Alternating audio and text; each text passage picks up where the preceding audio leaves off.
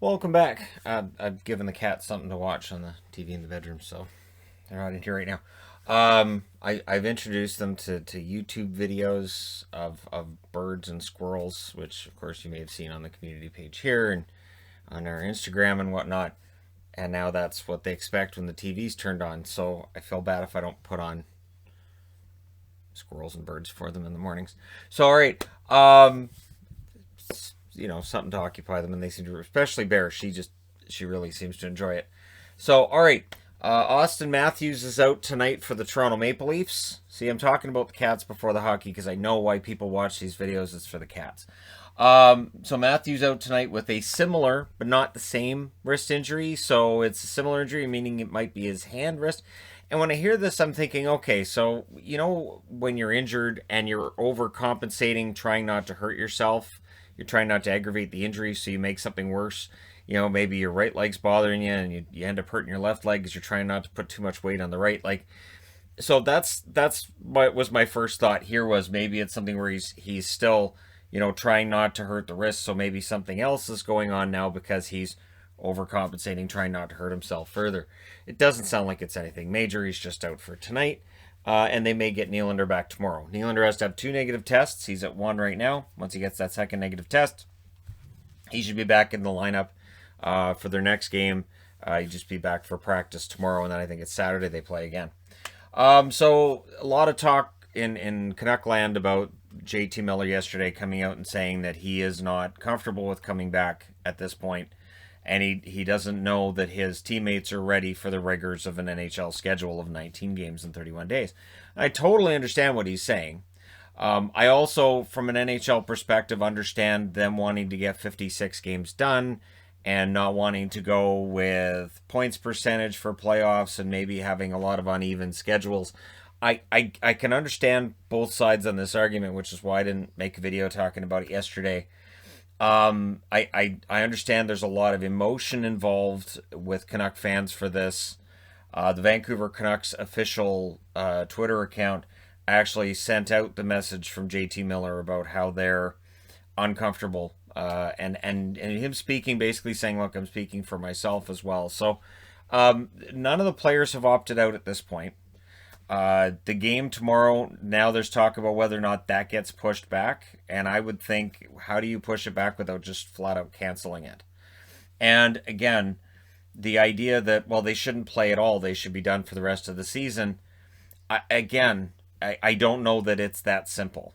And I think with the NHL and with the economics of it and everything, I don't think it's that simple.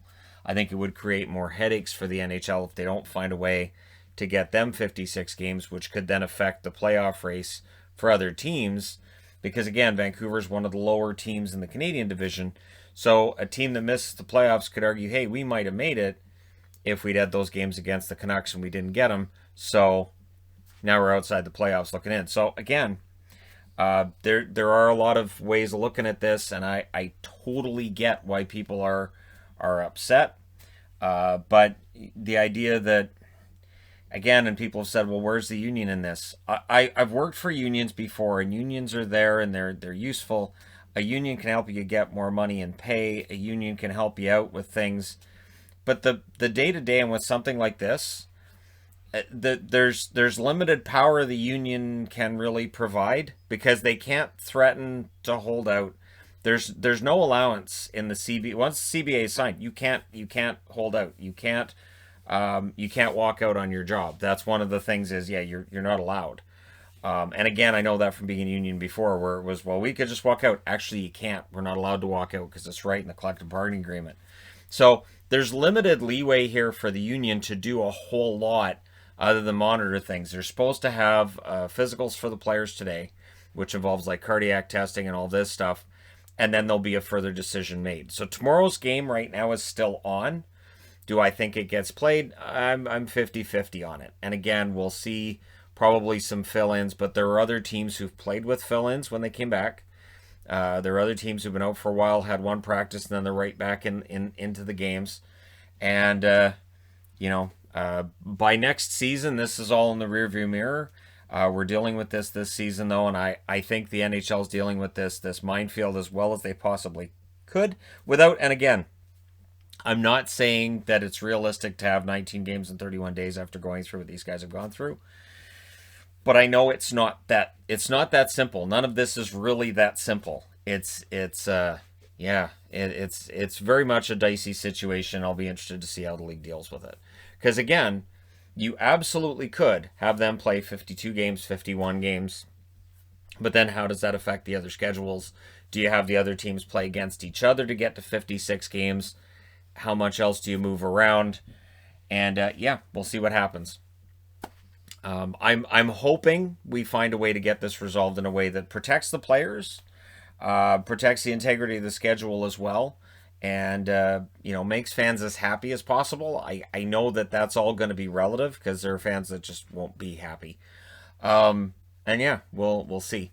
I even saw one post saying this was a reason to fire Benning, and I'm thinking, and then somebody else said it for me. The GM has no say in any of this. Like he's not the owner. He doesn't have ownership stake in it. He's not a player. Like the GM is just there to do, what he can to help out. But there's limited things he can do.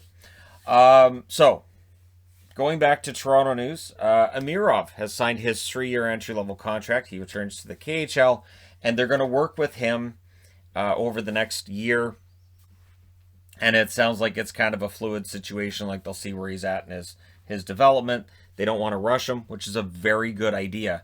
I'm wondering if when we look at Kaprizov and what he's done in Minnesota, if this will allow some thought from NHL GMs to maybe not rush prospects in, maybe leaving Kaprizov out of the NHL for extra year or two. And again, this wasn't because GMs didn't want him to come over, but it was because he stayed overseas. Maybe that made him a better player. Maybe that was the best for his development. So we'll see if Amirov follows a similar pattern for the Toronto Maple Leafs. Maybe he signs that deal, but he stays there. So we'll see. Good news out of New York. The New York Islanders have almost sold out completely year one in the new arena. So the new arena is going to be open, and they've almost sold out their tickets already. So this is all good news. The New York Islanders, a franchise that it wasn't that long ago. There was talk of how it wasn't going to work on Long Island, then they ended up in Brooklyn, and then, of course, Barclays was a mess, and the whole franchise is a mess, and they can't make the playoffs, and Tavares gets out, and everything's just a complete disaster. And now, a few years later, everything looks great for the New York Islanders. So I'm glad. I'm glad that they're sold out the UBS Arena almost completely now, and that they're in good financial shape. This is a team that was in really bad financial shape for a long time. So this is an example that Gary Bettman can prop up and say, this is why we don't move teams, because these things can get fixed. So, right or wrong, that's an argument right there for the New York Islanders. Philip Grubauer. So the expectation is he will miss at least 2 weeks on the protocol list. So he tested positive. It's probably going to be at least 2 weeks before he comes back. And so, again, Joe Sakic looks brilliant for bringing in Devin Dubnyk, who at least is a veteran NHL goaltender, and he can hold the fort for a while until Grubauer comes back. And of course, they have Johansson as the number 2. So yeah, I mean, it ended up working out pretty well for Colorado. It was a good idea to have depth in the net. Speaking of teams being tested for their depth in goal, the Buffalo Sabres, Linus Ullmark and Carter Hutton are both out, and they'll have some kind of announcement on how long. Ullmark will be out tomorrow. An update on Hutton as well. But Tokarski starts tonight, and Hauser is the backup. So, yeah, teams getting into their number 4, number 5 goaltenders this year. That just seems to be a continuing thing. And it is odd just how many goaltenders have been used this year. It's an amazing amount of goalies that seem to be getting used. It's one of those things I'll look at when this season's over, which is about a month from now. Depending on which division you're in, might be less than a month from now, might be more. That's why I said around a month from now. But yeah, Tokarski starts, Hauser the backup. Would anybody be surprised if Tokarski had a rough start and Hauser ends up in there? No, me neither. So, yeah, we'll see what happens with Buffalo. Should be interesting. They definitely do miss Ullmark when he's out, but he's out a lot, too. Like, this is the one thing that you can use in negotiations with Ullmark. You can say, well, he's a very good goaltender when he's in, but we have injury concerns. So this is our offer. So we'll see how things go between Ullmark and the Buffalo Sabres. I think if you're the Sabres, you kind of have to keep Ullmark around. But their goaltending in general probably needs a revamp headed into next season. Tampa. Steven Stamkos is out for at least the next 2 games. This is the latest. Well, it's probably not a big deal kind of injury that's starting to look like it's probably a big deal after all. Stamkos, also a player who misses a lot of games with injury, it would seem. And so he's out for at least the next 2.